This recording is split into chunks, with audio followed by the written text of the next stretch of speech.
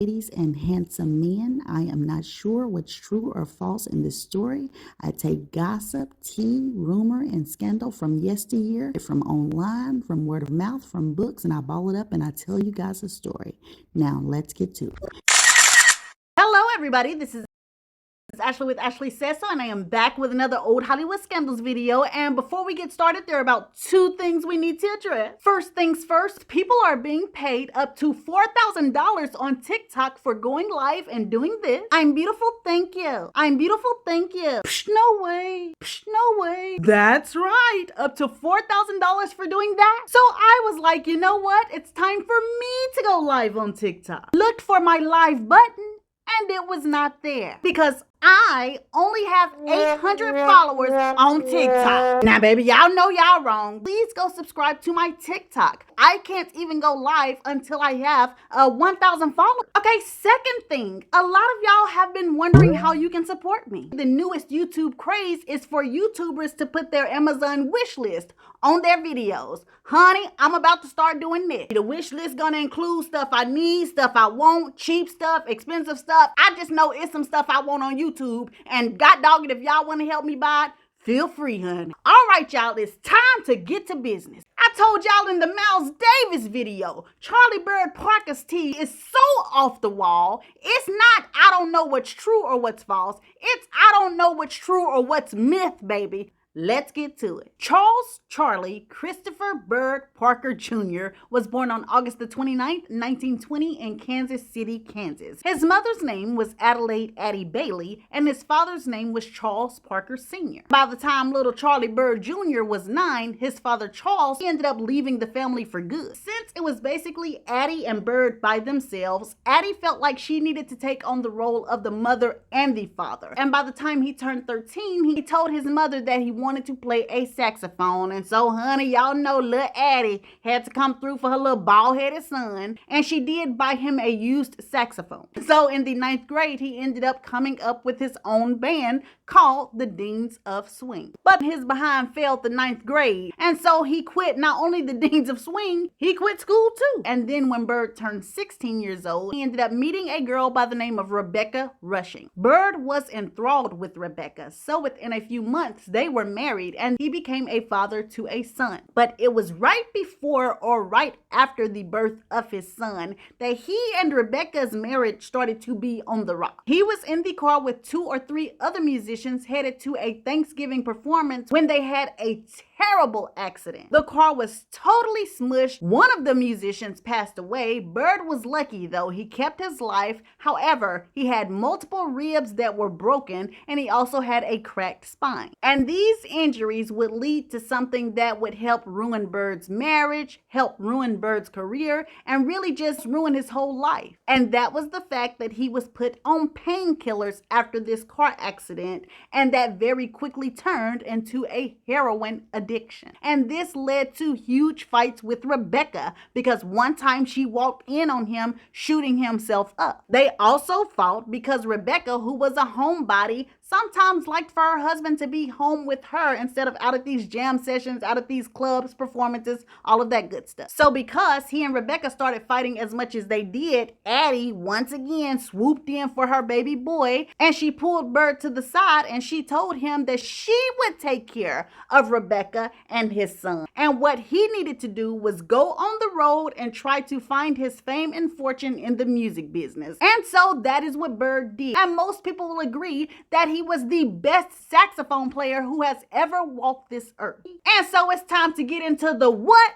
The scandal, child. The scandal. Let's get to it. Now, the first thing I want to let y'all know is that Charlie Bird Parker Jr. loved everything in excess. There are tales about how he ate 16 hamburgers in one setting, drank 12 shots back to back, would shoot up enough heroin to kill other people, and another thing he loved in excess were his women. At the height of his fame, allegedly Bird needed 3 to 4 women a day just to be satisfied. There was nothing to stop by his apartment in the afternoon and see Bird sitting on the couch shooting up with a blunt dangling from his lip, a shot of whiskey sitting on the table beside him, and a woman kneeling down in front of him, slurping, slobbing, eating all the sausage he had to offer. And Bird groaned. He can do what he wanted to do, but see, here's where some of the problems came in. Some of those girls that were knelt down in front of him were truly just girls. One of those young teenage girls showed up at his show with a huge belly, yelling out that Bird was the father of her child. Bird popped belly tail, kept on playing his saxophone, trying to act like he did not hear her, but he did end up sending one of his homeboys to go get her, and then he went backstage and he offered her a large lump sum of money if she would just take the baby and, never try to contact him again. And that's what she did. After this episode, Bird did indeed start to get his entourage to screen the young ladies that would come backstage to make sure that they were 18 and above. Now, although the age might have started mattering to Bird, baby, the type of woman did not matter at all. He would have any race, any size, any shape, any height. Baby said that one day he was playing on a stage and a woman close to 400 pounds was sitting at a bar drinking her drink. Well, imagine her surprise while she's sipping her drink looking at Bird play. One of his homeboys comes walking up to her and tells her that Bird is looking forward to her showing up at his hotel room later.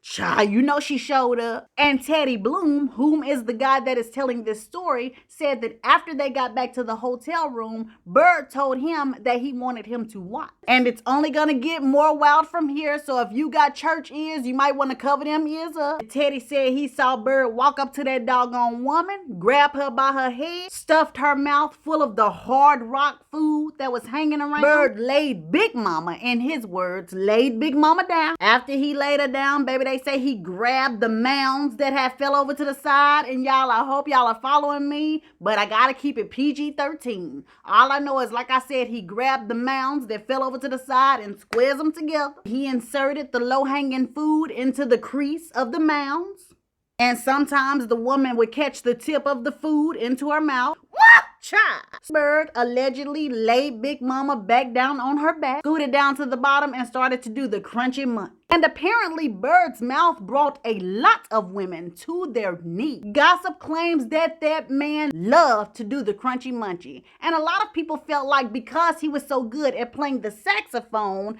that's what made him good with his tongue language. I don't know, but I know that the man was so fond of it. If he found a girl attractive, he would ask her straight out, "You gonna let me your tonight?" And the women loved it, baby. As soon as he asked, honey, they got a chill going up their spine. Gossip claims that there was one white lady, she had came to Bird's show on a date with her fiance. Honey, Bird left the stage and whispered that in that woman's ear. She went home with Bird, said screw the fiance. Now let's talk about the alleged rumor of what happened between him and musician Hot Lips Page. Everybody knew the way Bird was with women. They knew about him needing 3 or 4 women a day, knew about how much he loved the crunch and munch, all of that good stuff. So allegedly, Bird and Hot Lips Page were hanging out somewhere, and Bird showed up wherever they were, and he smelled like a woman, especially all up in here. Well, according to the rumor, Hot Lips Page says something like, "Boy, Bird, you done got you another one, don't you? Boy, I smell it all on you. You get all the women." Said Bird was like, "Yeah, man, what can I say? You know how I do. They dapping, slapping each other on the shoulder." Whole time, Hot Lips Page don't know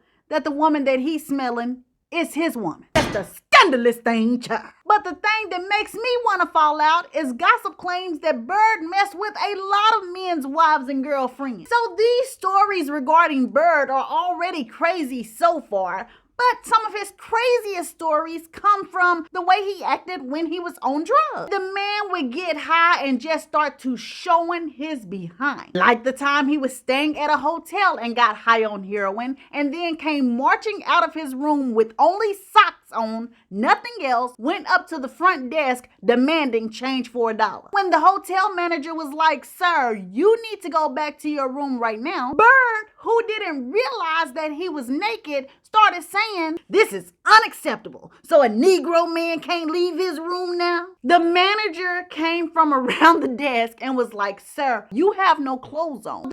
please, you need to go back in your room. Then he escorts Bird back to his room, shuts the door, and then comes back to the front desk. This man gets situated, turns around, Bird is back, naked again, telling us I have to say this is unacceptable. Unacceptable. Unacceptable, I say. And allegedly the clerk was tempted to call 911, but he didn't want to. He knew who Bird was. So he really didn't want to get the police involved, the media involved, and all this good stuff. So once again, he escorts Bird to his room. This time he locks Bird in his hotel room. Gossip claims he was hoping that Bird would go in there and just sleep off his high. Child, this man returns to the front desk, and not even 15-20 minutes later, somebody comes out of the elevator yelling, "Fire! Fire!" The hotel manager goes up to Bird's floor, and there is a bunch of black smoke coming out of Bird's room from up under the door. So the hotel manager hurries up and gets his key to unlock Bird's door,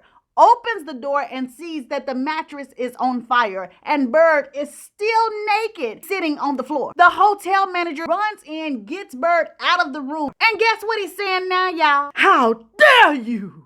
This is the utmost invasion of privacy. How dare you come into my room? By now, somebody has called the fire department as well as the police, and they both show up at the hotel. When the police find Bird, some versions say that Bird is running down the street butt naked. Other versions say that he was still in the hotel. Wherever he was still running around talking about his privacy. Then he turned his head and noticed that a police officer was running right beside his tail, and then that police officer Donkey Konged him on the top of the head with that baton, and Bird just fell out. And after this episode, he was admitted into a psychiatric facility for about 7 months. And allegedly, while he was there in this facility, he was treated for syphilis, and some rumors claim that he also had electroshock therapy. And then, what about the rumor involving Bird and Marshall Stern? Now, Marshall Stearns was a wealthy musicologist professor who came to a club one night to hear Bird play. In between Bird's sets, Marshall walks into the bathroom. He is in the bathroom peeing when he feels something rub up on his back. It is Bird, y'all, standing right behind this man. Let's say my hand is Marshall using the bathroom and I'm Bird. Marshall Stern, we come from different places in life.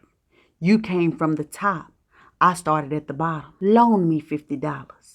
I'll pay you back someday. And so Marshall Stearns is kind of just frozen in place. But he does not say anything. He just ignores Bird's request and tries to move over to the sink to hurry up and wash his hands so he can leave out. Well, the whole time that he is washing his hands and drying, Bird is in the background doing this. I see 50 may have been too much for you. How about 40? Okay, 40 gets me no response. Surely you can do $30. Oh my goodness. Okay, I guess I'll take $20. He gets all the way down to $5 before Marshall Stearns finally says, okay, yes, you know what? I'll let you borrow $5. Bird takes the $5, takes off running back to the stage like nothing has happened. Marshall Stearns, on the other hand, cannot get out of the club fast enough. Now, rumor has it that Charlie Bird Parker was notorious for not paying his band members, but there were several other things they had to deal with when it came to him. One of the big things is that Bird was always late. And the reason that Bird was always late is because Bird liked to shoot up a lot of heroin and he liked to sleep the whole day away. Well, anyways, on this story, he and his band book a gig at a venue,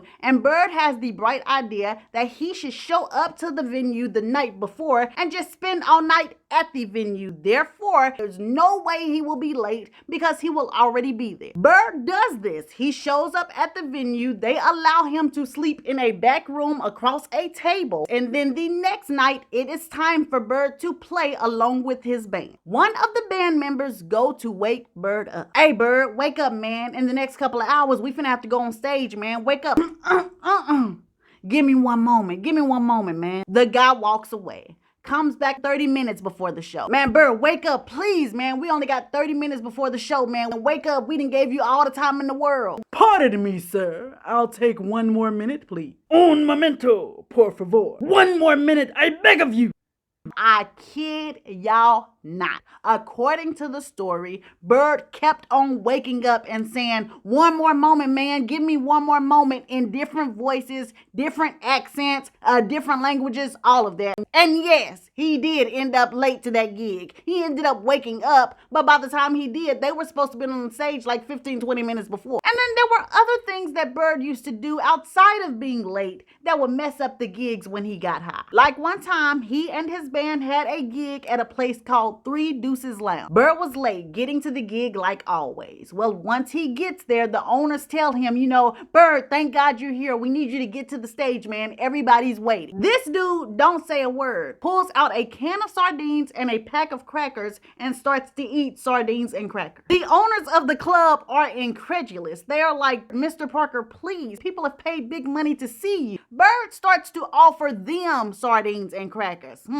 Y'all hungry? Y'all must want some of this too. Three Deuces Lounge never asks Bird or anybody else in his band to ever come back and play for them again. Miles Davis was offended one time when he was playing in Bird's band, and that is because they were playing to an upscale crowd, and after they finished playing one of their songs, Bird stood up and announced, thank you all so much. Just want to say that the next song we will be playing tonight is I'ma Suck Y'all's Pussy." Who says that? Who does that? A man that's crazy, freaky, high, and ain't got no filter. Now, out of all of the things that Bird did to upset his backing band, the worst thing of all was when he would go to score drugs and then he would tell the drug dealers that somebody in his band would cover the charge. And this was no joke. This was a very dangerous game because the drug dealers would be supplying all of this drugs and then they would go to that band member asking him to pay up. And the band member is like, What you mean? Bird said that you was gonna pay up for his tab, pay up. And a lot of times these band members haven't even been getting paid from Bird, so they didn't have no money to cover these tabs. And Miles Davis said that sometimes a lot of them, including him, were very close to being killed because of this. Now, by the late 1940s, things started to kind of turn bad for Bird. He was a wonderful sax player. He had created bebop. He released records that sold very well, but his behavior was obnoxious, just like I have been describing this whole time. He was just full of shenanigans. He was always doing something. There was this one time in either 1949, 1950, he was booked at a hotel club. Bird had signed the contract, but before he was to go on stage, he wanted to change something that he didn't agree with.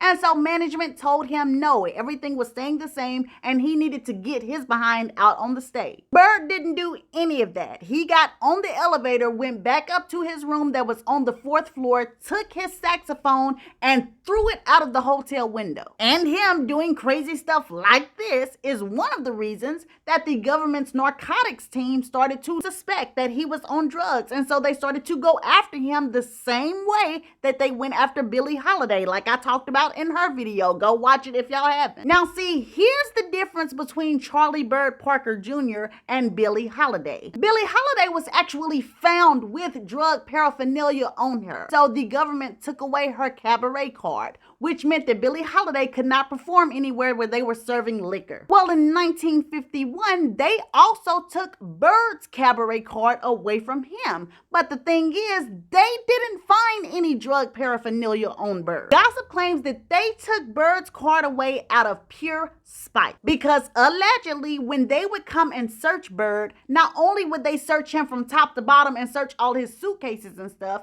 gossip claims that they also used to give him cavity searches. Bird started to get so annoyed with these people doing this to him. Rumor has it that this dude used to make sure that he had one in the chamber every time they gave him a cavity search. Baby said Bird used to be lighting they faces on fire. Baby face was so black with poot dust, the narcotics agents looked like they worked for Kamasaka Technology. And y'all, although that rumor about him pooting in them folks' faces was kind of funny, after Bird's cabaret card was revoked, his life kind of just started going downhill and he went through a severe depression. He rarely had a steady place to live. He rarely groomed himself. I mean, the drugs had taken completely over. And this led to another bizarre episode with a man by the name of Jackie McLean or Jackie McLean. I think it's Jackie McLean. Now, by the time this story happened, Bird didn't even own his saxophone anymore because he continuously pawned it in order to get money for drugs. So Jackie McLean runs into Bird at a bar. Bird is sitting at the bar. He is sloppy drunk and he starts telling Jackie McLean, man,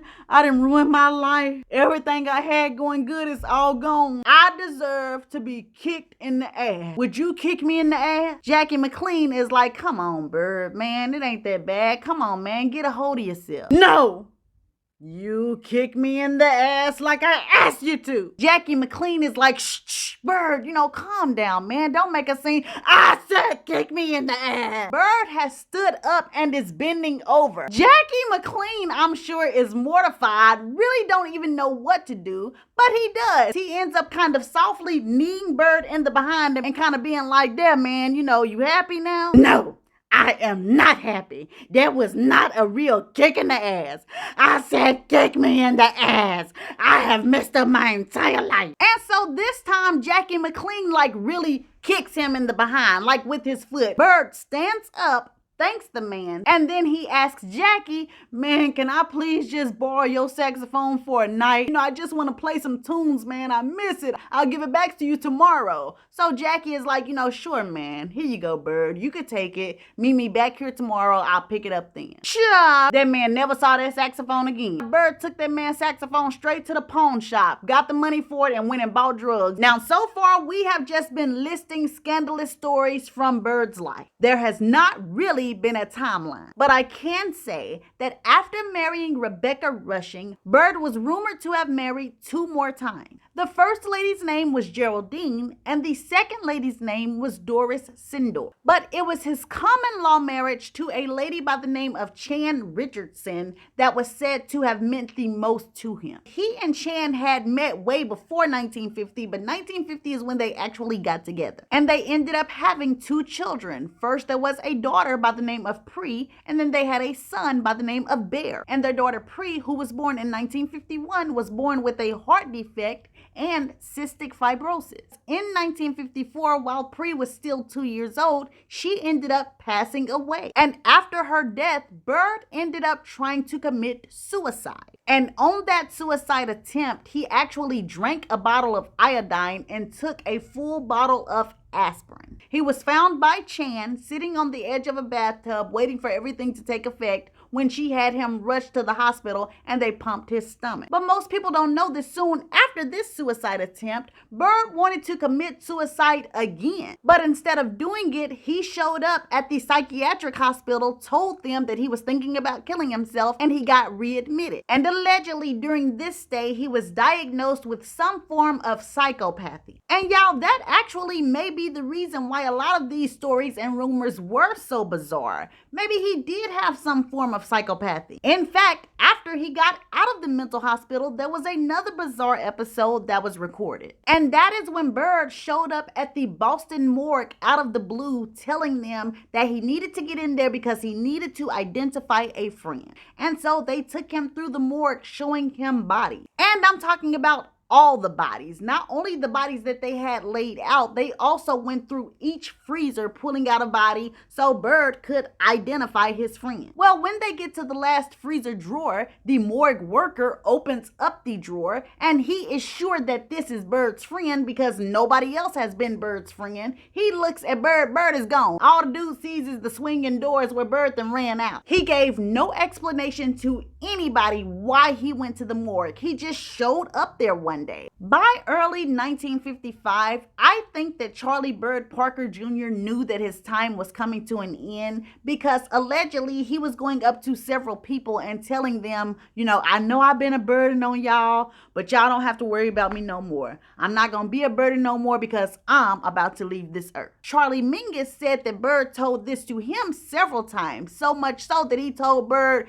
shut up, man, stop saying that. You ain't finna go nowhere. But Bird had to know something something or feel something, because on March 10th, he walked into the Stanhope Hotel and went to the very top floor where Baroness Kathleen Panonica was staying. And for those of you who don't know anything about the Baroness, she was a rich kid trust fund baby who grew up to be hip and to like the arts and to like jazz, that type of person. So she was cool with a lot of poets, a lot of jazz artists, and they would always come to our house. So again, Bird shows up at Baroness Kathleen's home and she offers him some wine to drink, and Bird turns it down. All he wants is a nice tall glass of ice water. Bird drinks down the water in a rush and he takes off running to the bathroom where he vomits. And while he is vomiting, a lot of blood comes up. A doctor by the name of Dr. Freeman ends up giving him a shot with vitamins and glucose in it. That night, which was a Thursday night, Bird spent a night at the Baroness's apartment. He's in good spirits for that whole Friday. And then on Saturday morning, Bird wakes up and he is talking and still doing well. Close to 8 p.m., Bird tells the Baroness that he wants to move from the bedroom that he's laying in and he wants to come to the front room and lay on the couch because the Tommy Dorsey show is about to start. So they move Bird from the bedroom to the couch where he's kind of propped up and he starts watching the Tommy Dorsey show. Allegedly, Bird becomes so tickled by what he sees on the screen that he starts to laugh out loud, and then he says, "Man, this is crazy." And immediately after that, he starts to choke.